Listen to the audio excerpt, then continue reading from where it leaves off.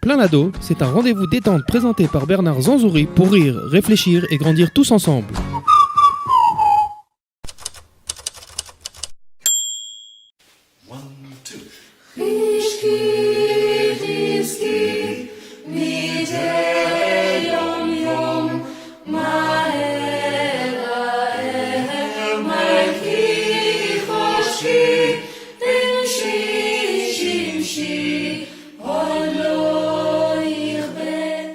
Eh bien, bonjour, plein d'ado aujourd'hui. Comme vous avez pu le voir sur l'extrait que nous venons de diffuser, aujourd'hui, dans notre studio, des stars de la chanson internationale. Elles se sont lancées il y a 2 jours à peu près, publiquement, mais elles chantent depuis des années et elles font partie en plus, vous l'avez reconnu, de la grande famille de Valérie Alphonse, qui habituellement n'est pas là pour des chants ou de la chorale, mais pour nous expliquer comment gérer notre budget. Aujourd'hui, pas du tout, elle change de casquette et va nous raconter comment gérer sa famille et comment gérer les relations avec ses enfants. En tout cas, ce qui est sûr, et comme vous avez pu le voir, c'est qu'on a affaire à une famille qui a réussi à trouver un thème sympa qui intéresse tout le monde, et c'est rarissime dans les familles d'adolescents qui grandissent. J'ai affaire aujourd'hui à Yael. Yael, bonjour. Bonjour. Bonjour Yael. Valérie, donc on ne la présente plus. Valérie, c'est la star de Slow Shopping Therapy. Son livre qu'elle ne nous a pas amené d'ailleurs aujourd'hui, mais je le présente quand même. La thérapie pour savoir faire ses courses et savoir faire ses achats, en faisant attention quand même de rester dans le cadre budgétaire qu'il faut respecter. Tout à fait. À côté de moi, la souriante, même si actuellement elle se retient, Naomi. Naomi, bonjour. Bonjour. Tu vas nous raconter plein de trucs. Tu ne le sais pas encore, mais oui. Et tout à fait là-bas, la plus sérieuse peut-être du groupe, puisqu'elle ne rit pratiquement jamais, Esther. Bonjour. Esther, bonjour. Salut Esther, ça va? Bon, alors on va revenir tout de suite à Yael. Yael, qu'est-ce que tu fais dans la vie? Ben là, je commence l'université. Tu commences l'université. Tu vas étudier quoi? Histoire et littérature anglaise. Ok, sérieuse. Et tu veux faire quoi avec ça? Prof d'histoire et de littérature anglaise? Prof ou de la recherche, on verra. De la recherche. Mais c'est très bien, elles sont sérieuses tes filles. Ouais. Valérie, tu veux faire quoi quand tu seras grande? Ah ben moi, comme tu le sais, hein, j'ai découvert à 40 ans ce que je voulais faire quand je serai grande. Ah, c'est bien. Ben, le budget. Et actuellement, tu le fais. Et aujourd'hui, je le fais et j'encourage tout le monde à faire ce dont il rêve de faire, quoi. C'est-à-dire qu'aujourd'hui, il y a parfois, on a des idées un peu, pas toujours, enfin plutôt mercantiles, hein, où on se dit, ouais, on aimerait bien gagner plein d'argent, enfin, on en avait parlé la dernière fois, mais quand même, le bonheur, c'est aussi faire ce qu'on aime. Alors, en général, comme c'est une émission ici sur l'adolescent, les gens se posent la question à chaque fois, est-ce qu'il faut tenir nos ados comme on tient son budget, en faisant attention et en serrant un peu? Qu'est-ce que tu en penses, toi? C'est-à-dire? Est-ce qu'il faut les serrer un peu? Est-ce qu'il faut les tenir bien? Sinon, ça part n'importe où, comme le budget. Je pense qu'il faut choisir ses guerres, ses ultramotes. Non. Ouais. Alors ça, tu me la gardes pour la deuxième partie, celle-là. On va parler des guerres et des milchamotes. Mais avant, on fait connaissance avec Naomi aussi. Naomi, qu'est-ce que tu fais dans la vie? Je suis à l'école en terminale. Tu es à l'école. Tu es tous les jours à tous les cours? Non, je rigole. Tu es à l'école en terminale et tu es une bonne élève? Tu fais 5 kiridotes partout? Non. Non, c'est bien. C'est bien. Tu t'économises comme ta mère nous l'a appris. Non, c'est... Qu'est-ce que tu veux faire plus tard, Naomi, dans la vie? Tu sais déjà? Dessinatrice de BD. Dessinatrice de BD. Tu connais le dessinateur Jackie Riachi? Non.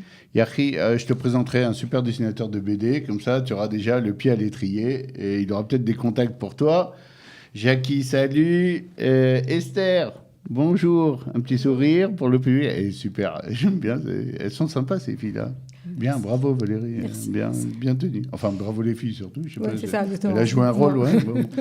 Petit. Esther qui est avec nous. Esther, tu es en quelle classe? Troisième.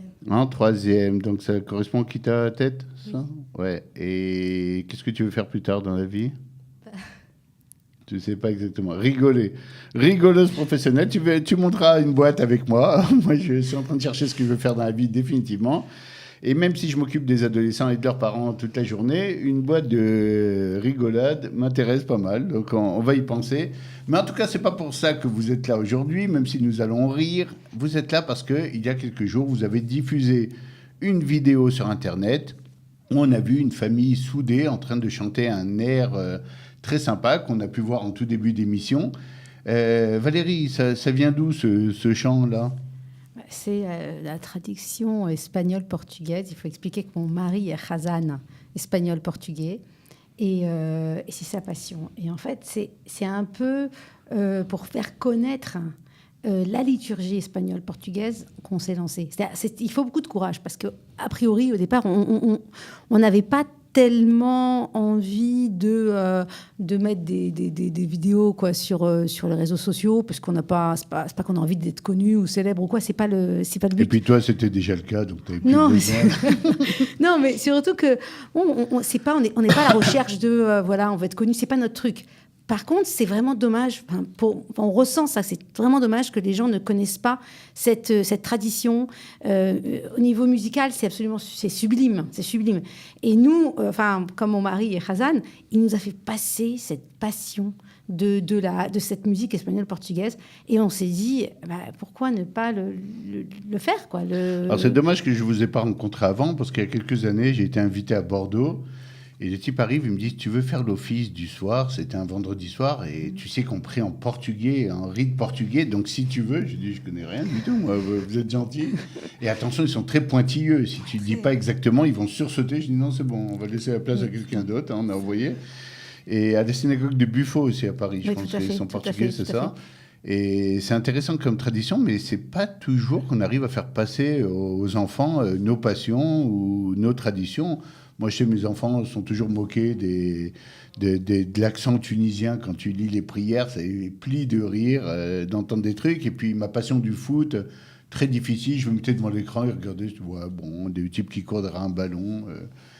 Comment vous avez réussi ça? Mais je vais demander à Yael. Toi, Yael, tu étais donc l'aîné de la Non, il y avait ton frère qui est plus grand. Oui, ton frère qu'on voit dans la vidéo, effectivement, qui est plus grand. Comment, en tant qu'enfant, un des deux premiers enfants qui grandit dans ses traditions, etc., alors sûrement, il doit y avoir des airs qui te plaisent bien, que tu trouves sympa, mais au bout d'un moment, quand on traverse encore plus l'adolescence, il y a un moment où on dit, ça y est, on veut voir autre chose, les airs portugais. C'est rare de voir des enfants comme ça suivre. J'ai vu ton grand frère qui chantait superbement, d'ailleurs, les yeux pratiquement fermés, on a l'impression qu'il est en train de planer de joie. C'est assez rare de voir ça, quoi. T'es plutôt des fois dans l'âge où on dit, essaye, je prends... moi, je m'intéresse à d'autres sortes de musique, d'autres trucs. Fichez-moi un peu la paix. J'ai baigné dans le Portugal et dans l'Espagne. Toi, non, ça t'a plu? Non, moi, ça me plaît toujours. J'adore. Tu t'entraînes Est-ce que ça vous arrive quand vous prenez les douches de Shabbat, on entend des sons portugais qui chantent Ouais. Chez moi, ça chante de tous les côtés. T'as en même temps les types qui crient, mais c'est pas du tout en portugais. Ouais, c'est-à-dire, vous aimez la musique, ça vous réunit la famille comme ça. Tu joues d'un instrument, par exemple? Des guitares. Ouais, guitare, sympa. Naomi, oui. Et toi, en dehors de dessiner et tout, qu'est-ce qui t'a passionné dans ça? Qu'est-ce qui t'a plu? En fait, j'aime toutes sortes de musique. On te voit dans la vidéo, tu as l'air un peu timide comme ça. Si pourquoi on fait ça? C'est sympa, mais d'un autre côté, c'est quand même, il y a des caméras, c'est un peu au présent. Bon, en fait, je suis quand même quelqu'un un peu timide, mais genre, j'aime bien en fait la musique, toutes sortes de musique en fait. Alors, c'est pour ça aussi toi que ça m'a plu. Toi aussi, tu as un instrument qui te plaît? Tu joues quelque chose? Je joue au piano. Piano, donc on a une guitare, bientôt on va voir les prochaines vidéos, on va les voir, ils vont sortir tout le truc là, et on y va. On va revenir vers toi tout de suite. Esther, toi tu as suivi les autres? Oui, j'aime ce qu'on fait et tout, mais aussi j'écoute de la musique, alors pas que espagnol portugais. Heureusement, on s'en sort plus. Non, pas d'autres musiques, je ne supporte pas. Il y a plein de petits airs portugais. Et tu écoutes quoi comme musique, par exemple? Qu'est-ce qui te plaît bien? Musique israélienne, musique anglaise? Moi, je préfère la musique française. Ouais? Oui. Moderne ou un peu ancienne, comme ça? J'aime bien la musique moderne. Ouais. À peu près, par exemple, qui sont tes chanteurs? Alors, moi, j'aime beaucoup Amir. Ok. Et Elle a trouvé vraiment la vieille France. Le chanteur franco-israélien qui est fraîchement sorti de Tsahal, qui est, effectivement, on est dans l'ambiance, effectivement. Et à part ça, à part Amir, Je sais pas, il y a tout autre de... il y a d'autres choses que des juifs qui t'intéressent dans la musique. Elle aime Tal. Non, mais j'aime aussi la musique israélienne. Bon, ça va alors. C'est bon. Non, tout à l'heure, tu vas nous en dire plus un peu. Pourquoi j'ai un écho comme ça? Ah, regardez bien. Yael, Oui.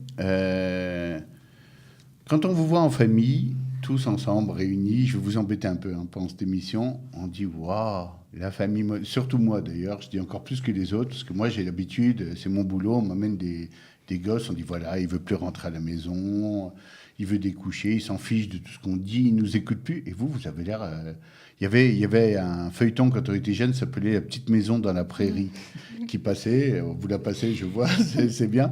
Et puis ils étaient tout gentils. Puis derrière, il y avait des drames terribles. Mais à côté de ça, ils arrivaient à être solidaires, la famille qui se tenait les coudes et tout.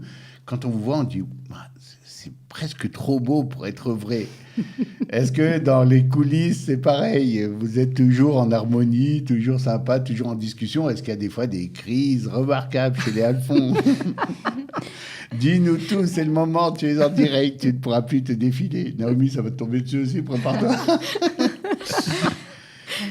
Yael, est-ce que toujours tout est harmonieux chez vous, comme ça? Toujours, c'est pas possible de bon, toujours être harmonieux. Il y a des petites crises. C'est pas possible d'être toujours harmonieux, mais je pense qu'on essaye de s'écouter et c'est pour ça qu'il y a un bon résultat, je pense.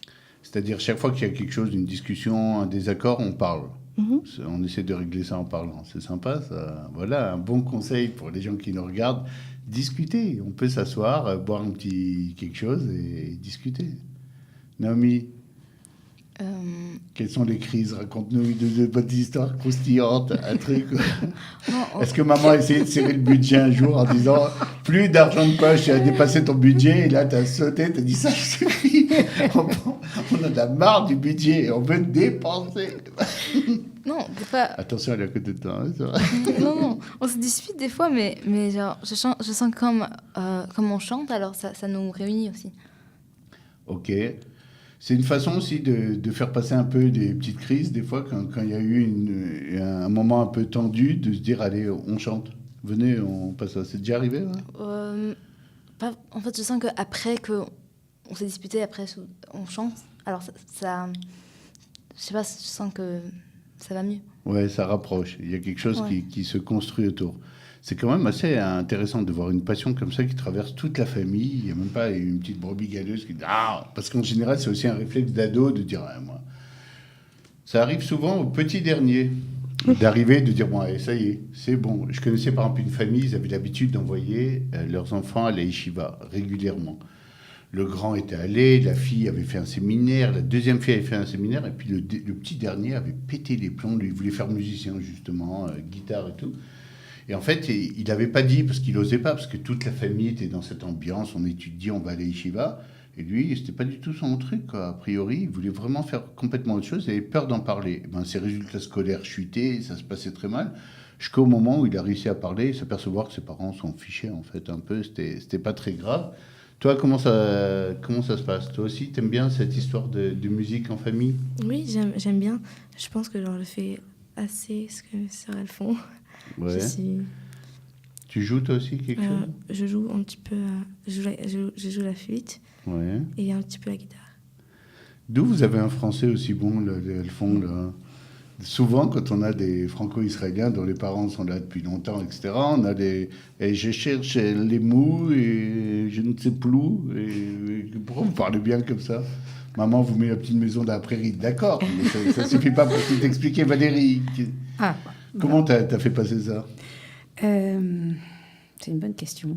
En fait, mes enfants sont tous nés ici, parce que moi, j'ai fait mon aliyah, je n'étais même pas mariée, j'ai rencontré mon mari ici, en Israël. Une volonté de vouloir faire passer la langue. C'est un truc... C'était important? Important. Mais ton mari parlait français? Non, mon mari est anglais. Oui, mais c'est pas évident, alors. Comment on fait? Parce que quand on parle entre parents en français, ça passe. Non, moi, je lui parle en anglais. Mais en fait, les enfants savent toujours que moi, je ne leur parle qu'en français. Et mon mari ne leur parle qu'en anglais.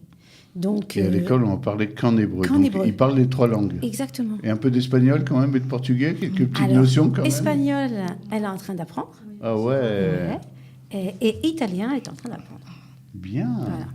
Mais, donc, mais en fait, c'est plus facile de comprendre d'autres langues ou d'être. Enfin, c'est aussi en rapport avec l'écoute, hein, et la musicalité, parce qu'une langue, c'est beaucoup la musicalité aussi. Donc, quand on a aussi une bonne oreille, alors c'est plus facile aussi d'apprendre une langue, quand même. C'est lié. Hein. C'est Mais- lié. Ah, c'est intéressant ça, on va développer ça. On va D'accord. développer ce truc-là. Parce D'accord. qu'effectivement, on a l'impression que les langues, c'est un domaine complètement séparé. Moi, par exemple, je prône depuis très longtemps l'apprentissage à l'horizontale, non pas à la verticale. Pas il y a des matières, mais par exemple, on ne peut pas étudier l'économie sans savoir la géographie ou l'histoire d'un pays. Et ça me plaît beaucoup ce dont tu parles. On va juste faire une petite pause parce que c'est la fin de notre premier quart d'heure et on se retrouve dans quelques secondes.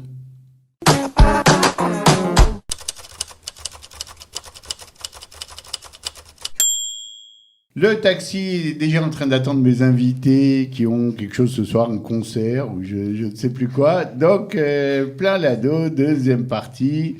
Et toujours avec la famille Alphon, toujours aussi souriante et toujours avec des airs aussi timides, mais qui n'en pensent pas moins. On va essayer de les faire sortir un peu de leur coquille dans 2 minutes, mais je vais commencer par Valérie. Valérie, très souvent, quand tu donnes des cours, moi je te suis un peu sur Facebook, sur Internet, alors oui, tu apprends aux gens à tenir dans le budget, tu leur apprends à faire attention à leur argent, à ne pas faire des dépenses inconsidérées, d'une autre façon d'apprendre à vivre aussi ou de changer quelques habitudes de vie pour regarder la vie sous un autre angle. Mais on voit que derrière tout ça, il y a une volonté d'être aussi une éducatrice, quelqu'un qui vient et qui dit « les gars, profitons », et d'ailleurs c'est un peu...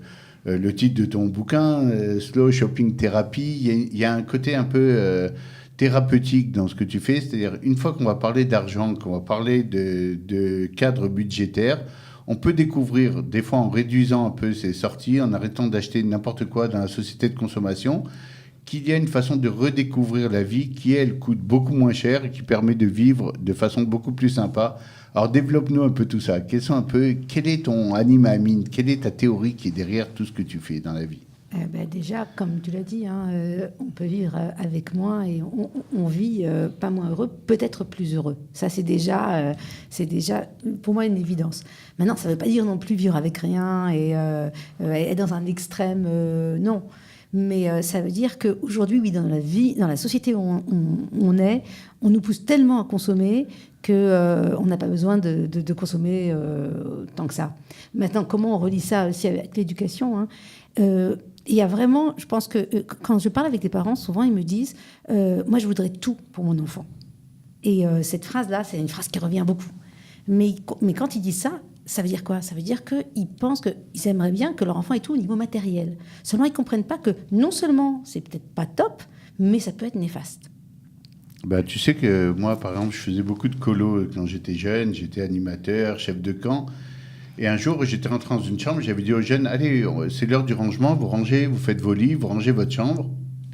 Et puis, il y avait un gosse qui ne voulait pas bouger. Il dit, non, moi, je ne sais pas faire, je n'ai pas l'habitude. Donc, on avait discuté. Et en fait, il avait appelé son père en disant, viens me chercher, ils essayent de me faire du ménage. Et le père arrive et il me dit, je vous préviens, monsieur, je vais prendre mon enfant parce que mon fils ne fera jamais de ménage dans sa vie. Et j'avais eu la réplique, j'étais jeune animateur, mais qui m'était sorti un peu instantanément. Je dis, il ne sait pas ce qu'il va louper. Parce que quelque part, un type qui pense qu'il ne doit pas toucher à ça ou que ce n'est pas son domaine, et il aura de gros problèmes dans la vie. Et je pense que ça n'a pas été facile pour lui. Et même si papa avait beaucoup d'argent, le fait de ne pas être en contact avec la réalité, ranger sa chambre, c'est une réalité. Tu n'es pas en contact avec ça. Alors super, tu fais partie de la haute société et tout, mais tu vas louper des choses, de savoir... faire des choses avec tes mains, faire un effort et ça produit un résultat. Et j'ai demandé tout à l'heure, petite confidence pour vous, chers auditeurs, j'ai demandé tout à l'heure aux filles qui étaient là, j'ai dit, bon, éteignez vos portables parce que ça fait du bruit dans les micros. Et j'ai vu qu'il y en a qu'une qui a réagi un peu quand sa mère rentrait, elle dit, oui, il faut que j'éteigne mon portable. Valérie, qu'est-ce qui se passe? On n'achète pas de portable aux enfants comme tout le monde le fait aujourd'hui dans la société. C'est une volonté aussi de dire, attention, tout le monde va dans ce sens, ça ne veut pas dire obligatoirement qu'on doit plonger ou sauter à l'eau parce que Il ne faut pas avoir peur d'être peut-être un peu différent des autres. Parce que justement, hier, je parlais de ça avec quelqu'un et je lui disais, bah, tu sais, moi, mes enfants, ils n'ont pas obligatoirement un smartphone.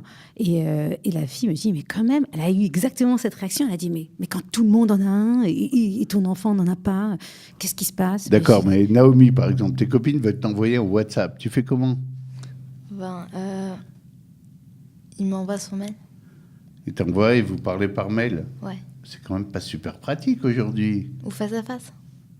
Ah, face à face, ouais. Non, si ça peut favoriser le face à face, effectivement, on est gagnant.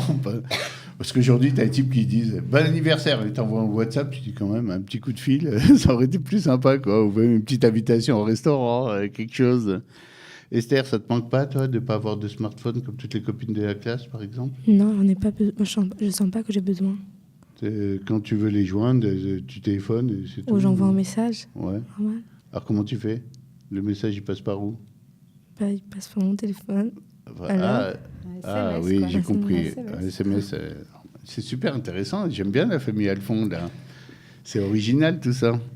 Oui, mais je pense qu'il y a vraiment une chose très importante, il ne faut pas avoir peur de ce que les autres vont penser. Il ne faut pas avoir peur que notre enfant soit peut-être un peu différent des autres. C'est-à-dire qu'il y a vraiment cette idée, les parents, ils ont vraiment, je pense que souvent, une angoisse que mon enfant n'est pas comme les autres. Mais c'est leur angoisse aussi. Mais des fois, ça peut être quand même l'angoisse aussi de l'enfant. Parce que des fois, je sais pas, je prends un autre exemple dans un autre domaine. Tous les enfants de la classe vont à la fête qui est à telle heure dans la classe. Et puis, l'enfant à qui tu vas dire... non, je vais te donner un meilleur exemple même. Il y avait les Français qui font leur alia, ils font toujours la même erreur. À Oshana Rabbah, ils disent à leur enfant, tu peux sortir, aller au feu d'Oshana Rabbah, mais tu rentres à minuit, hein, comme à Paris. Et à minuit, ils n'ont pas encore allumé le feu. De Birklad, de l'Akba Omer. Excuse-moi, Oshana Rabbah, n'importe quoi. C'est bon, non, c'est parce qu'il était pas... Vous avez bien fait. Vraiment, ouais. À l'Akba, c'est pour ça qu'elle ne comprenait rien, me regardait avec un air, c'est qu'est-ce qu'il va, Oshana Rabbah, allumer des feux, l'autre et tout. Bon, à l'Akba Omer, donc le truc habituel des Français, c'est rentre à minuit, comme on est habitué. À minuit, ils n'ont pas allumé le feu, donc le type passe pour le khnoun absolu qui s'en va. Une fois qu'il a ramassé du bois et tout, il doit partir et rentrer à la maison. Et les parents vont te dire, oui, bah nous, c'est comme ça, il y a des règles, il y a des horaires. Tu dis, mais vous êtes décalé par rapport à la vie, quoi, à la réalité. Il y a une réalité aussi du terrain. Yael, tu t'es déjà senti un peu décalé de la réalité ou de ce que les copains faisaient. Et est-ce que ça se passait aussi bien que ta mère le dit? On peut être différent, ou bien des fois c'était, je suis différente, et les gens disent, bon, elle est trop spéciale, laisse tomber. Décalé de quelle manière? Par exemple, je sais pas, t'as pas un smartphone comme tout le monde, il y a le groupe WhatsApp de la classe et tout le monde s'envoie des trucs, tout le monde est au courant en même temps des mêmes choses, et toi, non. Oui, mais ça me va, enfin, ça me dérange pas. Et enfin, j'ai reçu les messages d'une autre manière et pas sur WhatsApp, donc Ok. ça m'allait. Ça t'allait même d'être un peu différente comme ça, Ouais. d'avoir une autre théorie, ça te mettait un peu en valeur. Moi, je me laisse pas un peu influencer avec toutes les modes et toutes les façons de faire. Ouais, non, c'est pas parce que je voulais être différente, c'était comme ça, mais ça me déplaît pas. D'accord. Naomi, toi aussi? Bon, On arrive à faire avec tranquille? ouais, c'est genre, on choisit sa réalité. Genre, si je choisis de ne pas avoir de smartphone. D'accord, donc t'assumes. C'est derrière. Vous êtes des gens, vous avez du caractère, hein, sous vos petits airs. Elles ont l'air comme ça, gentils et timides, c'est des petites dures. Toi aussi, c'était cool? Oui, en plus, j'ai des copines qu'elles ont WhatsApp, mais elles regardent même pas les messages. Alors, il n'y a pas de but qu'elles ont, c'est juste pour l'avoir. Il n'y a pas tellement de choses importantes qui se passent sur WhatsApp. Ouais, moi, j'ai eu des problèmes inverses. Mes enfants, ils avaient le téléphone, bon, ils sont grands aussi. Elle aussi, elle a un téléphone maintenant, elle rentre à la fac et tout, elle est tranquille. Mais moi, je me rappelle qu'au milieu des messages de famille, style « Ouais, qu'est-ce que vous avez fait à manger ?» de tous les trucs que tu lis à peine. De temps en temps, ils mettaient un message important au milieu. Style Ah, papa, viens me chercher, je suis à la Tachana. Toi, tu lis pas tout, tu vois le truc. T'es pas venu, je t'avais envoyé un message. Mais il y en a 1000 des messages dans la journée. C'est un groupe WhatsApp de la famille, parce qu'il y a 40 groupes. Au bout d'un moment, tu apercevais que tu n'avais plus de temps du tout dans la journée et que tu devais faire. Donc, moi, j'ai instauré des lois, par exemple. J'ai dit plus de messages privés dans le groupe. Tu veux, tu m'envoies un SMS ou tu me téléphones, c'est encore mieux. Comme ça, je suis sûr que je t'ai entendu. Mais il a fallu gérer tout ça. C'était pas évident. Et donc, je suppose que vous avez eu une vie quand même relativement tranquille, avec beaucoup plus de temps que les copains et copines, pour faire ce que vous voulez et par exemple de la musique. Ouais, c'est ça. Ce que les gens se rendent pas compte, mais ils sont un peu esclaves. Hein. Ça veut dire, il y a c'est un esclavage voulu, désiré, quoi. Ouais, volontaire. Volontaire, Ils y vont, exactement. ouais. Ouais, parce que moi, on me dit, mais il y a des groupes, machin, WhatsApp et tout. Je dis, mais moi, je suis pas dedans. Non, mais c'est aussi, parce que c'est une volonté aussi d'être plus libre. Parce que quand je veux ouvrir mon ordi pour mettre un message Facebook, je le fais. Mais après, je ne reçois pas des centaines de notifications. Je reçois des notifications qui sont liées importantes, oui, à ce que je fais. Domaine, ouais, d'accord, au domaine bien sûr. qui t'intéresse et qui est important pour toi. Mhm. Excusez-moi, je vais revenir à Yael 10 secondes. Yael, explique-moi quelque chose. Dans une famille comme ça, où on a réussi à définir qu'on est pour la musique, pour kiffer ensemble, comment ça se passe concrètement? Comment vous êtes passé? Ça a commencé par des petites chansons vendredi soir à table, et puis après, vous êtes dit, bon, parce que j'ai vu qu'il y avait du matériel quand même. Le matériel, il était à qui? Il était à papa, à votre frère, à qui? On voit qu'il y a du matériel assez professionnel. Ben, le matériel, c'est à mon père, puisqu'il l'utilise pour son travail. Ok. Mais sinon, on a chaque Shabbat, on chante. Donc, c'est à partir de ça que ça a commencé. Ok. Donc, au début, vous chantiez normalement, puis vous êtes dit, on va faire des secondes voix, et puis ton père a tout arrêté en disant, mais non, c'est pas professionnel. Il faut des basses, il faut... On a commencé avec les voix. Ok. Ah, directement? Oui. Vous êtes bon, vous. Et donc, votre kiff, c'est quoi? Vous arrivez, vous dites, bon, on va faire des zmirotes, mais on va prendre surtout les zmirotes portugaises, parce qu'il y a des airs sympas. Qu'est-ce qu'il y a d'autre comme air? Je ne vous demande pas de chanter, je sais qu'on n'aura pas de chansons aujourd'hui dans le studio, mais qu'est-ce qu'il y a d'autre comme chansons qui sont connues de cette tradition? Naomi, qu'est-ce que tu aimes, toi, comme chanson particulière? Attention, parce que moi, j'en ai appris une ou deux, je vais les retrouver là, dans un moment. Un peu compliqué d'époque. J'ai une nièce qui a épousé un type de la branche judéo-portugaise, et le soir de ses fiançailles, ils ont amené une petite feuille en me disant, allez, on va chanter judéo-portugais. Ils ont commencé, la mort, et là, je ne sais plus ce que c'était. Et tous ensemble, et toute la famille connaissait. Il y avait que nous qui ne connaissions rien du tout. Donc, je sais de quoi on parle un peu. Ah, mais toi, tu parles des chansons un peu ladino, quand même. C'était plus ladino, effectivement. Donc, mais il y avait toute une branche aussi qui était très, très spécialisée, Portugal et machin. C'est vrai que ladino, c'est encore autre chose. Et c'est encore un peu spécial. Vous chantez aussi des zmirotes normales? Ça vous arrive de chanter des zmirotes de Shabbat du livre ou ça vous saoule, ça? Vous voulez des trucs plus élaborés? On chante des Chetraïl, genre, mais avec genre un style à nous, c'est sympa. Il y a une chanson portugaise de Chetraïl, il y a un air spécial. Non, genre, ouais. l'air genre... L'air normal, c'est Chetraïl, mime, ça, mais ouais. là, vous vous éclatez, vous vous lâchez tous avec des voix. On l'a revisité un peu. Ouais, voilà. Bon, d'abord, il va falloir m'inviter chez vous. Je vais m'incruster parce que je veux absolument entendre ça.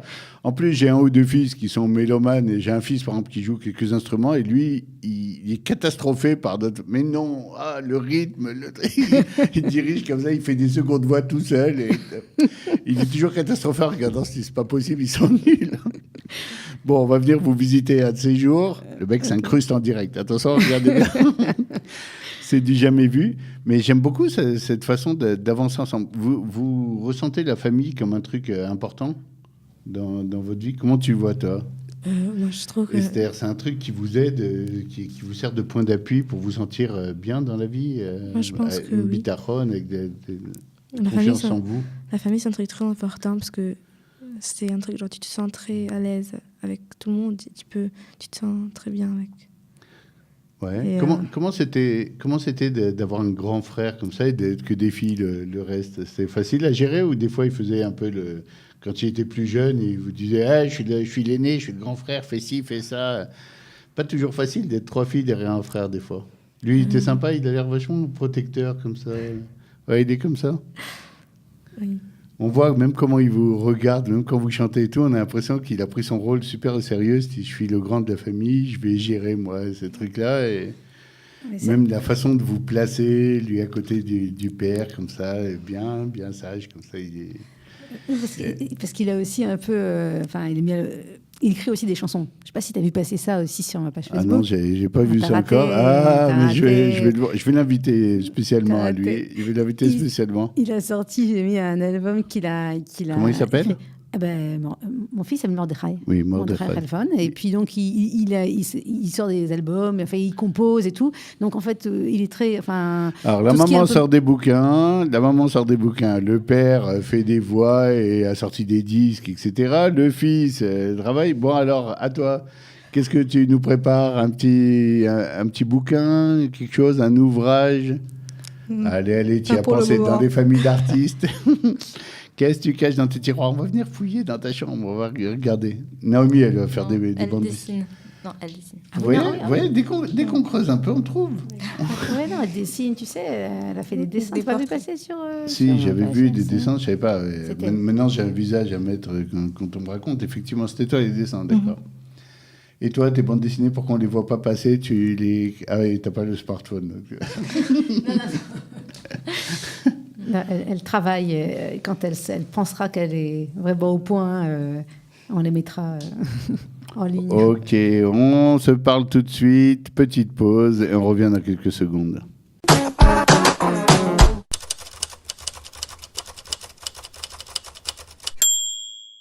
Plein l'ado, nous retrouvons nos charmantes invitées aujourd'hui et leur maman qui est là pour veiller à ce qu'il n'y ait pas de dépenses inutiles dans ce studio, qu'elle n'essaye pas de me glisser un pot de vin pour leur passer la parole. Valérie avec nous, Slow Shopping Therapy, mais tout le monde la connaît aujourd'hui, la reine du budget chez les francophones. Elle sera d'ailleurs probablement en novembre au salon qui seront à Paris, Lyon et Marseille de l'Agence Juive. Vous pourrez aller la voir et elle va vous serrer les cordons de la bourse de... Soyez pas surpris. Oui. Et aussi à Jérusalem, à Tel Aviv, à Netanya, à Ashdod, dans les mois qui viennent, Dans les avec mois les qui ateliers viennent. de gestion de budget. Les bien sûr. ateliers de gestion de budget, on sait aussi il y a les promenades dans les supermarchés pour apprendre à faire ses courses en dépensant moins d'argent. Vous pouvez suivre Valérie Alphon toute la journée. Elle est tout le temps en action. Pour vous faire économiser, en fait, vous la suivez, vous allez voir à la fin du mois, vous allez dépenser 30 shekels. Il faut aller avec elle. Je vais te suivre, moi, d'ailleurs, à partir d'aujourd'hui. C'est une catastrophe, moi, oui. Tu rigoles, il y a quelqu'un qui m'a écrit « Depuis que je vous suis sur Facebook, je dépense moins, je vous adore et mon mari aussi, parce que depuis, voilà, maintenant, vous avez fait le Shalom Bayit chez nous. Je Génial. t'assure qu'il Moi, j'ai un quelqu'un copain a qui fait m'a ça. fait la remarque inverse. Il me dit, mais t'es copain, toi, avec Valérie Alphon, pourtant. Pourtant, ça voulait dire, vu comment tu dépenses à tort et à travers, tu vois, pourtant. J'ai dit, ah oui, effectivement, je vais aller en atelier. T'es Mouzman, t'es bienvenue. Bon, on va parler à tes super filles, parce que moi, non seulement je les apprécie bien, mais on va les réinviter plus tard dans d'autres émissions, si elles le veulent, bien entendu, parce qu'actuellement, elles regardent en disant, au secours, on en a encore pour une demi-heure, le type. Mais vous allez voir l'effet, quelques minutes, quelques heures même après l'émission, voire quelques jours, vous dites quand même, c'était sympa, on devrait y retourner, je vais lui raconter un truc et tout. D'ailleurs, vous êtes invité si vous voulez nous jouer un petit morceau de quelque chose un jour, mais je vois à vos têtes que ça ne marchera pas. Donc, attention, Yael, une petite question quand même. Quand tu étais à l'école, donc on rappelle que dans leur famille, maman leur parlait en français, papa leur parlait en anglais, elles ont appris comme ça le français, l'anglais, à l'école elles apprenaient l'hébreu, quand elles pouvaient un petit peu d'espagnol, il y en a un peu d'italien, etc. Et quand on est des jeunes filles qui allons à l'école et qui vous parlez hébreu, vous êtes nées ici, vous avez dû rencontrer des petits francophones. Nous, on a pas mal de problèmes avec les petits francophones qui font leur alia des fois, et on s'aperçoit que les francophones, il y avait un article de Zvika Klein, qui est un journaliste israélien qui actuellement défend pas mal la cause francophone et qui a dit cette semaine et la semaine dernière, c'est une catastrophe. L'intégration des jeunes dans les écoles, ils tombent entre deux chaises. Est-ce que toi, Yael, tu as été confronté à ces petits francophones qui étaient là et qui voyaient que tu parlais français et qui se disaient, tiens, peut-être elle va pouvoir nous aider, elle s'y connaît, l'israélienne? Oui, je me rappelle aussi, il y avait une petite Française qui était venue directement de France.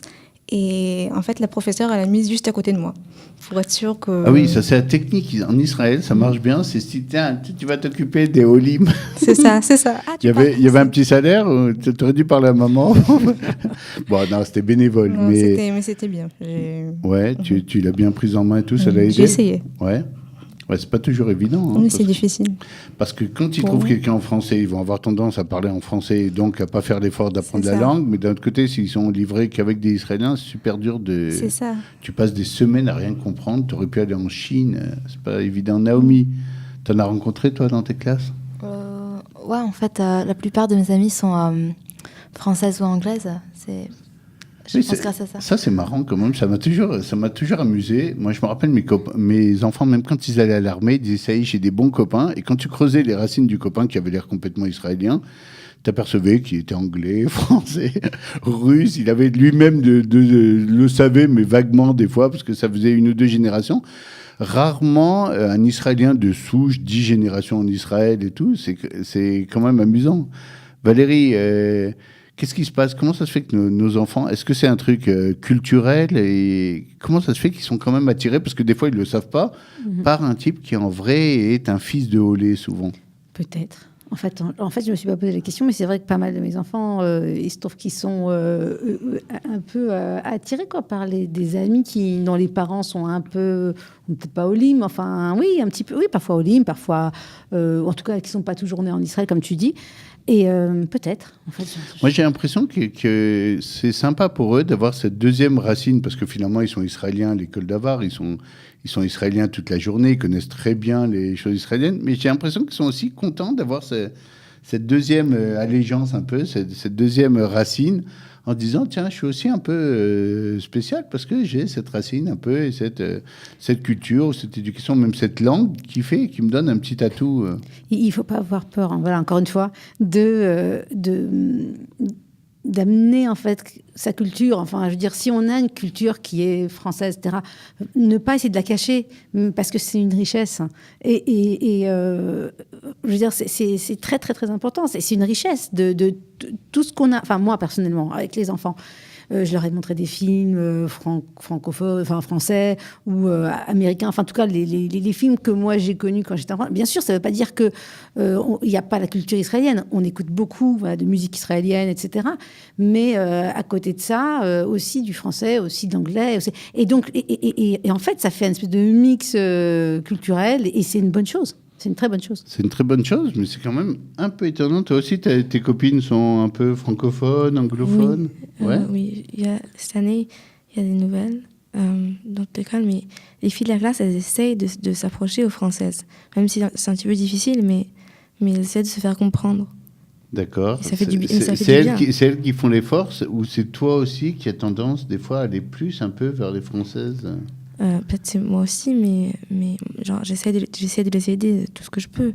Mais tout le monde essaie de se faire comprendre, d'essayer de les faire sentir bien. Il y a vraiment une envie d'aider, même de la part des Israéliens, d'aider les petits Olim qui rentrent. Oui.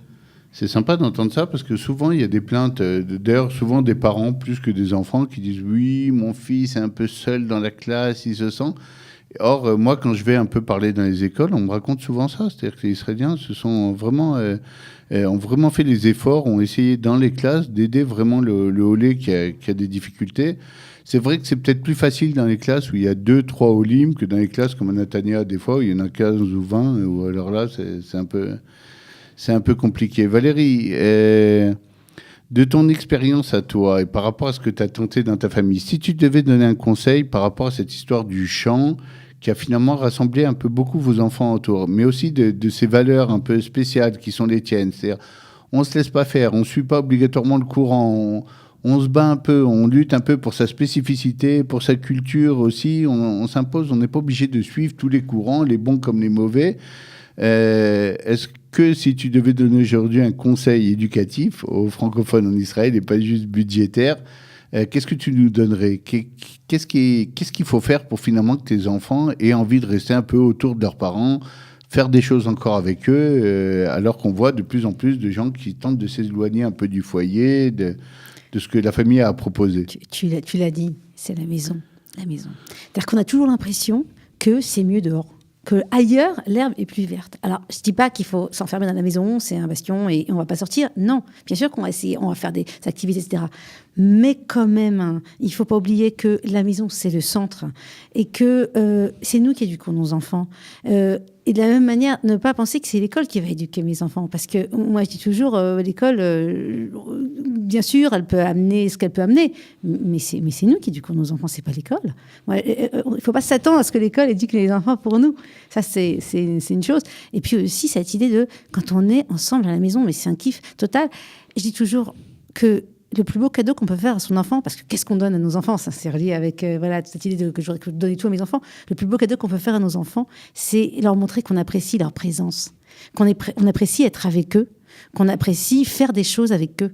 Et quand l'enfant sent que vraiment, on dit voilà, il y a des vacances, on est super content parce qu'on va pouvoir faire des choses ensemble, on va pouvoir être ensemble. Voilà, c'était Soukot. Alors, parfois on doit bosser, parfois, mais dès qu'on peut être avec eux, mais on est avec eux et on est heureux d'être avec eux.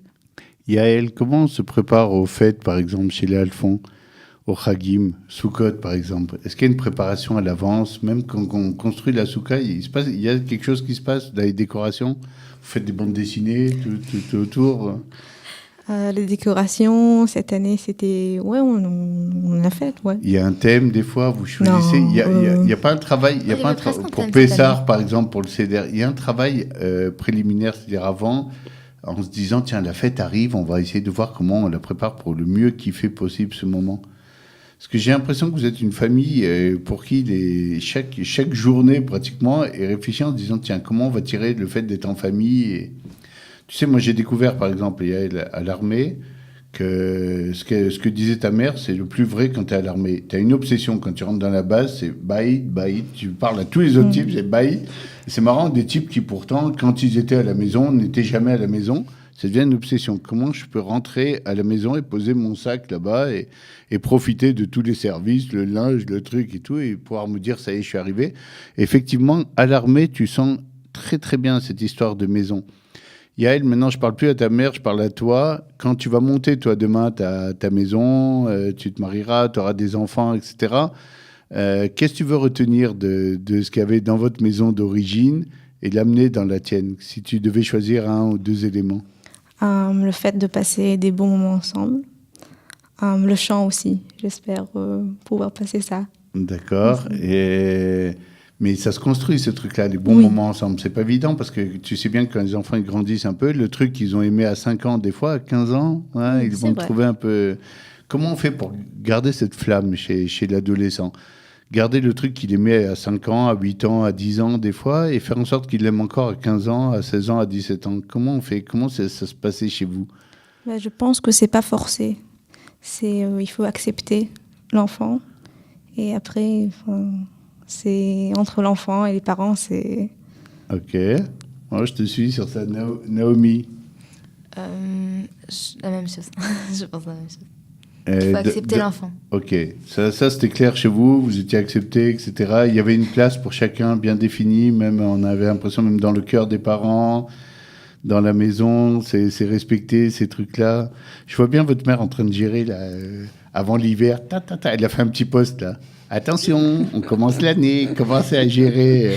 Elle était un peu sur votre tête, un peu en train de vous faire gérer des trucs. C'est attention, il faut prévoir. Est-ce que tu as quelque chose de chaud? Est-ce qu'il est en bon état? Comment ça se passait avec maman Alphon? Vous avez peur de parler? Je me tourne vers elle. Esther, n'aie pas peur, lance-toi. C'est sympa d'avoir Valérie comme maman? Oui. Ouais, c'est bien. Oui. Elle gère bien. Comment il est papa d'ailleurs? On n'a pas parlé un peu de lui. Il est pareil un peu. C'est l'artiste qui est dans son monde artistique. De temps en temps, il arrive à côté. Il a l'air complètement dans la vidéo. Il a l'air complètement de kiffer. Mais alors, il est sur un nuage. Il est dans son truc. Il y a sa famille, ses enfants. On dirait une publicité d'ailleurs. On dirait une publicité. Non. Vous voulez une bonne famille sympathique? Non, voilà. Allez chez les Alphons. C'était pas le but. Le but, c'est pas être une publicité. J'espère bien. Il manquerait plus que vous non, c'était le but. Là, tu m'inquiètes. Et là, ils sortent chacun une marque de savon. Tu m'inquiètes. Le but, c'est de faire passer cette musique de faire passer ce message. Cette musique est magnifique et elle n'est pas très connue.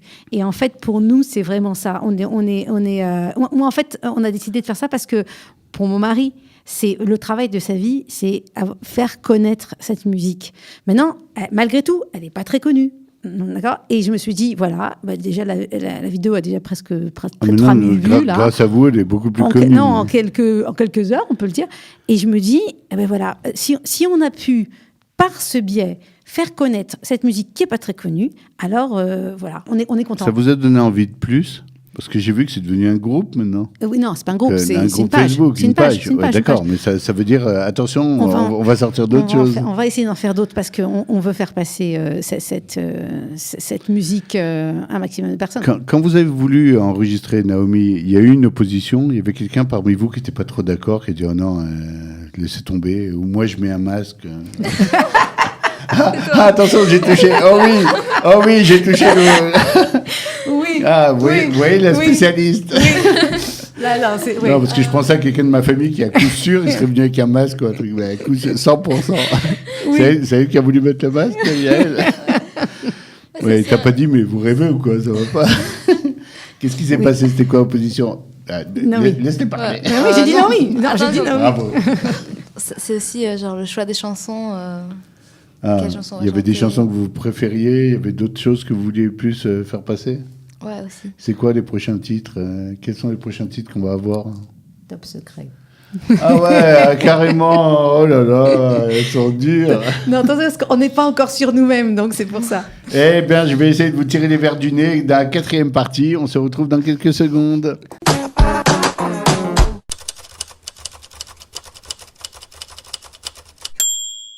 Donc, on disait que Yael avait voulu se cacher derrière un masque pour ne pas faire, en tout cas pas visiblement, qu'il y ait des milliers de personnes qui regardent, qui disent « Ah oui, elle chante bien, ah oui, elle fait ci ». Et d'autant plus qu'il y avait des commentaires de sa mère qui disaient « Oui, c'est ma fille, la grande, c'est l'artiste dans la chanson, etc. » « Oui, j'ai fait un truc comme ça, je vais le retrouver. Ah oui, non, mais je regarde tout. » Mais en fait, quand il y a un projet comme ça, quand il y a quelque chose qu'on faisait depuis longtemps et puis d'un coup qu'on décide de sortir, c'est qu'il y a quelqu'un qui a poussé, il y a eu quelque chose. Qui était le moteur un peu chez vous? C'est pas qu'on a été poussé, c'est que c'est pour... Toi, on a quand même l'impression un tout petit peu dans la vidéo. De quoi? Que tu as été un peu poussé. Non, c'est-à-dire qu'on a décidé ensemble, je crois, de le faire parce que pour mon mari, c'est essentiel. C'est cette musique qui n'est pas très connue, faut le dire. On a envie qu'elle soit de plus en plus connue. Et on s'est dit que si on avait ce moyen, parce que c'est un moyen, tout est un moyen. Hein, si on a ça comme moyen de faire passer le message, que les gens connaissent un peu plus cette musique, alors on va le faire. Alors je vais vous donner quand même ma réaction, je vais être honnête. Hein. Quand j'ai vu Valérie qui met, j'ai lu tous les posts pratiquement de votre mère. Puis là, je vois, nous avons pensé qu'on allait vous montrer comment on chante à table chez les Alphonse. J'ai dit, elle a pété un plomb. Pété un plomb. Quel rapport avec quoi? J'ai dit, allez, par curiosité, j'écoute 10 secondes. Et puis, c'était tellement joli que je suis resté pendant toute la chanson en disant, elle a bien fait, finalement. Non, vraiment, il y avait... Il y a des gens, des fois, sur Facebook, vous le savez, vous le savez pas, il y a tous les fous aussi de la Terre, à côté des gens tout à fait normaux. Il y a des types, regardez, j'ai fait mon gâteau, regardez, j'ai fait mon truc, bon, t'as un truc horrible, tout ça. Vous voyez, le gâteau de Shabbat. Et là, tu dis, bon, ça, ils ont pété un plomb, pour peu que tu chantes faux, toute la famille et tout, tu dis, les mecs, en plus, ils sont contents. Donc, c'est toujours risqué, ce genre d'exercice. Vous vous êtes dit, on va le faire quand on est prêt quand même, quand on sent que oui. Quand même il y a un certain niveau. On a eu quelqu'un qui est pro et qui est venu à un Shabbat et qui nous a dit non, c'est bon là, vous avez le niveau. Et bon, on s'en doutait un peu. C'est un professionnel, ouais, professionnel. Mais nous, en fait, on s'entend, mais parfois quand on s'enregistre, on croyait que c'était bon et parfois c'est pas très bon ou le contraire. Donc on peut pas toujours savoir exactement si c'est bon. Là, pour le coup, on a fait 2 ou 3 takes. Et après, ce qui est maintenant sur Facebook, Rishki, c'était bon, quoi. Vraiment, on n'a pas fait beaucoup de Alors, répétitions. Naomi, comment ça s'est passé? Vous êtes d'abord mis devant les micros, vous avez fait un ou 2 essais comme ça pour voir que ça marchait. Esther a rigolé. Elle a été pliée de rire pendant tout le truc. Vous avez dit ça passera pas. Elle se retient dans la chanson, je l'ai vue. J'ai regardé, elle se retient bien, tu vois, mais elle est de côté. Elle dit bon, avec un peu de chance, il n'y a pas la caméra complètement sur moi. Ça se passe pas. Oui, c'est vrai que ça fait toujours rire ce genre de truc. C'est genre, en plus, tu regardes des autres, tu dis oh là là, la tête qu'il fait. Autant quand c'est enregistré, ça passe. Autant en vidéo, il faut repasser l'obstacle de la vidéo quand même. Bon, au niveau des Shidurim, c'est pas mal, hein, parce que tu as 3000 personnes qui disent c'est qui la grande? Alors sympa. Mais bon, ça, c'est pas le but, hein, comme on a dit, c'est pas publicitaire quand même. Non. Naomi, comment ça s'est passé concrètement? T'as pas voulu tout arrêter au bout d'une fois ou deux en disant bon, c'est n'importe quoi, venez autour de la table, on va faire ça. C'est pas sérieux, quoi. Il y a du monde qui va regarder. Parce que je peux vous dire un truc, c'est que vous avez donné envie à des milliers de personnes de connaître ces chansons. Je peux vous le dire, hein, de façon claire.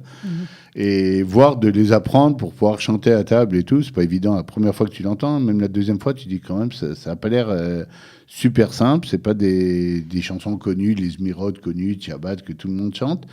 Mais d'un autre côté, c'est sûr que vous avez suscité de l'envie. Donc comment ça s'est passé un peu, Naomi? En fait, je sais pas, en fait, on voulait tous chanter, en fait. C'est pas... Il n'y avait pas trop de... C'est juste fait comme ça, on est juste venus, on a chanté. Ouais. Pas trop de... C'est juste comme on chante normalement Shabbat, on a juste fait debout avec des micros. C'est pas un peu angoissant quand même de savoir qu'il y a plein de gens qui vont voir ça, quoi. En fait, on savait pas Vous trop... espériez que ça passe sous le radar et que personne ne s'intéresse. C'est loupé. Non, parce qu'en fait, on était genre dans le salon, comme ça, tout va bien. Ah ouais, Sympa. d'accord. Tant que c'est chez toi, dans le cadre, tu te dis...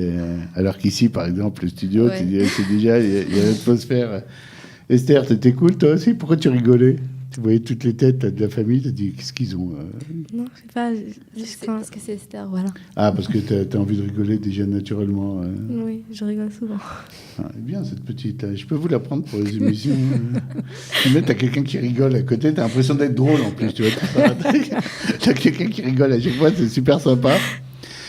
On aborde les derniers virages un peu de l'émission. Alors, on va essayer un tout petit peu de vous connaître un tout petit peu plus avant de vous laisser partir, parce que moi, je sais, hein, je connais maintenant, je fais l'émission depuis un petit moment maintenant, et je sais qu'il y a des gens qui vont vous regarder, qui vont dire... quand même, ces filles-là, elles font un super bon effet, quoi. Elles ont l'air sympas, elles sont mignonnes, elles sont marrantes et tout. Et on a vu quand même tout à l'heure, mais derrière, quand même, elles ont l'air d'avoir du caractère en plus. Est-ce que Valérie, elle n'aura pas donné des consignes? Attention, attention, on présente la famille à le fond, vous vous tenez bien. Allez, réfléchissez 2 minutes pendant que je vais parler avec votre mère et racontez-moi un truc quand même que vous avez fait dans votre vie. Une chose, un jour, vous avez claqué la porte en disant il y a marre de vos chansons espagnoles, etc. Un truc qu'on dise quand même, elles ont un autre son de cloche, des fois que juste on adore, on est en famille, on est super et tout. On va finir par croire que vous êtes une publicité, effectivement. Non. Or, on ne veut pas. Non, votre non. mère s'oppose. On n'est pas... Malgré les gros droits que j'ai proposés en coulisses, Non, elle non. ne veut pas. Donc réfléchissez à un truc chauvave que vous avez fait, un petit truc pointu pendant que je parle avec votre maman pendant 2 minutes. Attention, dans 2 minutes, je vous passe en revue. Valérie, quand on est parent, ça je le sais, pour être parent, grand-parent, moi-même, etc., quand on arrive justement à une harmonie, mais pas une harmonie seulement au niveau de la chanson, une harmonie un peu de la famille, tu disais tout à l'heure, je crois pas que tu l'as dit en première partie de l'émission, mais on n'est pas revenu dessus. Tu as dit c'est un peu la même chose. L'harmonie en musique, c'est un peu la même harmonie qu'on peut retrouver dans l'entente familiale. Alors explique-moi un peu comment ça marche. Alors déjà, pour chanter ensemble, il faut s'écouter. Il faut s'écouter les uns les autres. Donc parfois, on est à un demi-quart de seconde près. Mais c'est quand on est dedans, c'est-à-dire quand on chante et que voilà, une est un tout petit peu à la traîne, et puis l'autre elle va s'appuyer sur l'autre aussi, parce qu'il y a ça aussi. Parfois, on a c'est un des plus gros problèmes d'ailleurs de l'éducation, ce point auquel tu touches, c'est le fait de, par exemple, sur une histoire, d'avoir 2 façons de la comprendre, 2 interprétations. Avec des gens qui disent oui, c'est ma mère, elle est rentrée en criant dans ma chambre, et d'autres qui disent c'est lui, vu sa chambre, je suis obligé. Et en fait, ils ont vu les 2 une scène différente.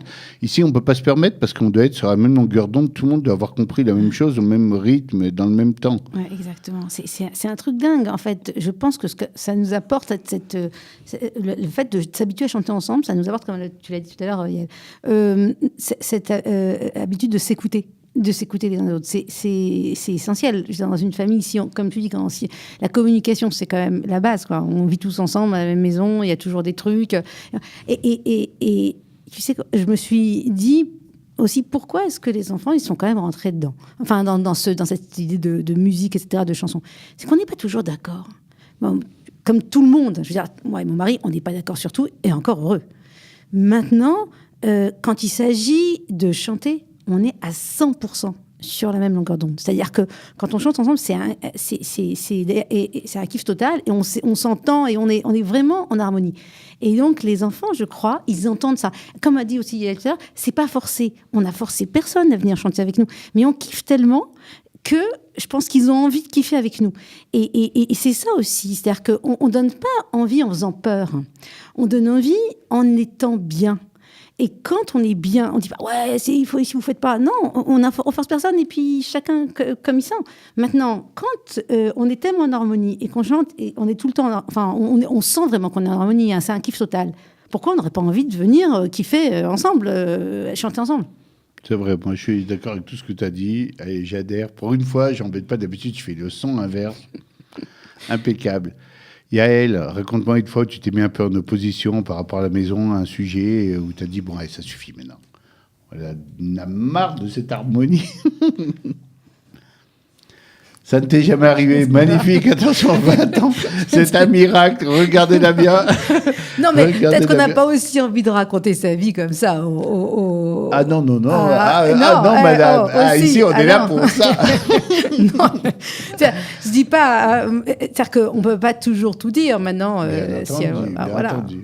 Là, elle t'a envoyé le truc, c'est au cas où t'aurais pensé raconter quelque chose, c'est fini. Non, mais je peux pas te dire, tu comprends. Non, mais elle peut dire ce qu'elle veut. Bien entendu. Naomi, fais-moi plaisir, lance-moi un petit truc conflictuel. Comme on a toujours été accepté, on n'a jamais eu le besoin de genre claquer la porte et dire on en a marre parce que. Ouais, on va faire passer le message d'ailleurs aux gens. Vous savez que la crise d'adolescence n'est pas obligatoire. La crise d'adolescence, elle vient à partir du moment où tu as l'impression de ne pas être entendu, de ne pas être compris, d'être décalé. Et si tu n'as pas cette impression, elle est limitée, voire annulée, très souvent. Il faut le savoir. C'est pas un stade de... Ah oui, moi, dès que je vois un ado qui ne va pas bien, moi, je repère, je dis, il n'est pas bien. Il n'arrive pas à exprimer des choses. Il ne comprend pas qui il est. Je viens de dire aux parents, je dis, oh, laisse, il passe sa petite crise d'adolescence. Mais c'est pas un truc obligatoire. Il n'y a pas un truc qui est écrit, qui doit passer une crise. Oui, il fait un changement, il y a un changement dans son corps, dans sa tête, dans son truc, mais il n'y a pas de crise obligatoirement. Au contraire, tout dépend combien il a senti que les parents étaient à l'écoute et étaient là pour l'aider à passer cette crise, justement, ces changements qui font peur, qui créent plein de questions, etc. Soit ils sont là comme un partenaire, ils t'aident, et alors là, il n'y a aucune raison de faire une crise. Soit ils sont pas là et tu as l'impression qu'ils comprennent pas ce qui se passe ou qu'ils l'ont mal évalué. Là, oui, il y a la séparation même avec ses parents. Au lieu de se faire de façon harmonieuse, parce que tu dois vivre ta vie, elle se fait de façon difficile parce que tu sens que tu n'es pas compris. Et effectivement, voilà, c'est un des grands messages que vous passez ici, la famille Alphon. Pas obligatoire. Pas obligatoire. Mais être compris, ça ne veut pas dire dire oui à tout. Ça veut dire il y a des limites qu'il faut poser. Maintenant, autant c'est comme je disais tout à l'heure, il faut choisir comment on dit, ses guerres. C'est-à-dire qu'il y a des trucs. Oui, je suis d'accord de passer là-dessus parce que bon, c'est pas. Mais des trucs sur lesquels, voilà, je veux mettre des limites et c'est comme ça. Quoi. Mais je pense que vous avez dit un peu le secret de la famille, c'est-à-dire les jours où il y a eu des histoires ou des conflits ou des choses sur lesquelles on n'était pas d'accord, on s'assoit, on en parle, on prend du temps, on essaie de comprendre. Est-ce qu'on reconnaît aussi ses torts si on pense qu'on s'est planté ça se fait chez vous, on arrive, on dit bon, tu sais quoi, je crois que je me suis entêté pour rien. Bien sûr. C'est important ça. L'harmonie entre les deux parents est quelque chose d'important aussi. D'ailleurs, tu disais on n'est pas toujours d'accord. Sur la musique, on est d'accord. Ouais. Mais il n'empêche qu'un des trucs qui enlève beaucoup de conflits dans les maisons et beaucoup de craintes d'ailleurs chez l'enfant, c'est de voir qu'il y a une harmonie entre ses parents malgré tout. Il y a des choses qui sont au-dessus du quotidien et ça calme énormément l'enfant. L'enfant est souvent perturbé quand il est inquiet, quand il a peur même pour les relations entre les deux parents. Oui, mais aussi, comme disait Yael tout à l'heure, il ne peut pas y avoir d'harmonie tout le temps. Hein, parce qu'il y a toujours des trucs, il y a toujours des conflits. Il faut aussi sortir de ce schéma hollywoodien qui dit que voilà, tout doit être tout rose tout le temps. C'est pas vrai. Il y a d'ailleurs une chose musicale qui s'appelle la dissonance, qui est là pour apporter justement des sons dissonants qui vont enrichir la musique et non pas l'appauvrir. Tout un travail, effectivement, quelques petites dissonances des fois permettent d'arriver à des sons, un truc au milieu d'un truc très harmonieux qui enrichissent ta musique. Savoir les faire. Ouais. Il faut quand même savoir les faire. Hein. Oui, si tu les loupes, ça fait des mauvais accords, c'est comme dans tout dans la vie. Mais effectivement, des fois même à être en désaccord, etc., il faut savoir le dire. Il y a une façon, même sur ça, il y a des règles. Comment je m'oppose et comment je m'énerve. Tu peux pas dire n'importe quoi parce que tu es énervé. Tu peux pas faire n'importe quoi parce que tu n'es pas content. Et à partir du moment où tu restes dans un certain savoir-faire, même de la gestion un peu de la crise, etc., au quotidien, ben, tu t'aperçois que ça ressemble effectivement beaucoup à certaines règles de musique. tu as respecté certaines règles, et ben, tu vas jamais très loin. Tu peux pas te perdre énormément dans des trucs complètement dissonants, complètement discordants. Esther, alors, raconte-nous un petit truc. J'essaye jusqu'au bout, ami auditeur, de tirer quelque chose. Une crise. Non. Je pense pas qu'il y a une... Elle a pris de la guitare et elle a chanté Amir. Ah oui, la grosse crise. D'ailleurs, personne n'a repéré que c'était une crise. J'ai décidé... Il y a un type en colo un jour chez moi, il a tiré la sonnette d'alarme, il a réveillé 350 personnes. C'était sa façon de dire au secours. J'aurais préféré qu'il me joue un petit air d'Amir. Je l'aurais repéré aussi à 3h du matin en disant tiens, pourquoi il joue sur la pelouse celui-là. Quitte à faire, voilà, faites des crises harmonieuses. Soyez un peu sympa, quoi. Non, parce que non, pourquoi elle a dit Amir? Parce que, bon, par exemple, moi, c'est pas ton trop truc. ma cam, moi. Mais mais bon, je suis tu hurles pas sur elle si non, elle passe mais pas du tout. Et je trouve ça sympa, parce qu'on peut pas non plus faire... Il faut pas vouloir faire des clones de nous-mêmes. Ça veut dire que même si, voilà, les enfants, ils ont des goûts qui ne sont pas les miens, mais tant mieux, à la limite, tant mieux. Moi, le but, c'est pas non plus d'avoir des enfants tant mieux, qui elle sont... fait une grimace. Tant mieux. Pas grave, elle peut écouter Amir. Amir Haddad ne va pas chanter chez Rémi Alphonse. Si. Elle adore voilà. écouter Amir. Voilà. Non, mais c'est drôle parce que... Amir, Yael, oui. Non, mais je parle en direct avec les Esther, stars, moi. J'ai dit C'est Esther, t'as dit Yael. C'est pour ça que je comprenais rien. J'ai dit, bon, Yael aussi. À force d'écouter Esther. Non, tu me dis... Non, c'est pas moi. Non, tu m'as dit, oh, je n'aurai pas d'Agua Omer, ça y est. Ah moi, oui, ça y est. Ah, elle le ressort. Ah, elle est forte. Elle est très forte. Non, mais tout ça pour Yael, dire que... donne-moi ton masque. Je vais le mettre. J'en peux plus. Il est sympa, Amir. Sauf que moi, je préfère Eviatar Banaï et d'autres... et Ishaï Ribo et Idan Rachel, etc. Mais bon... Bon, j'aurais voulu rester encore des heures avec vous, mais ça, je le ferai Shabbat quand je vais venir bientôt. En attendant, on va devoir se séparer. Je vais dire au revoir à tout le monde. Yael, bye bye, bonne chance à la fac. Merci beaucoup. Kiffe bien, continue à aimer ta famille, la musique et tout, c'est super. Valérie, bon, on se voit bientôt dans plein d'occasions. Naomi, ça a été un plaisir. N'hésite pas à casser un vase, à renverser un truc un jour, histoire de montrer que c'est une dissonance musicale. Et Esther, continue à rire comme ça, c'est super charmant, c'est adorable. Et n'hésite pas, toi aussi, à taper du poing sur la table quand t'es pas contente. Ça suffit, on veut Amir Haddad à la maison pour Shabbat. Amir, tu peux aller passer Shabbat chez Alphonse, j'ai arrangé l'affaire. Salut à tous, plein l'ado, à bientôt, merci, bye bye. Merci. Salut. Plein l'ado, c'est un rendez-vous détente présenté par Bernard Zanzouri pour rire, réfléchir et grandir tous ensemble.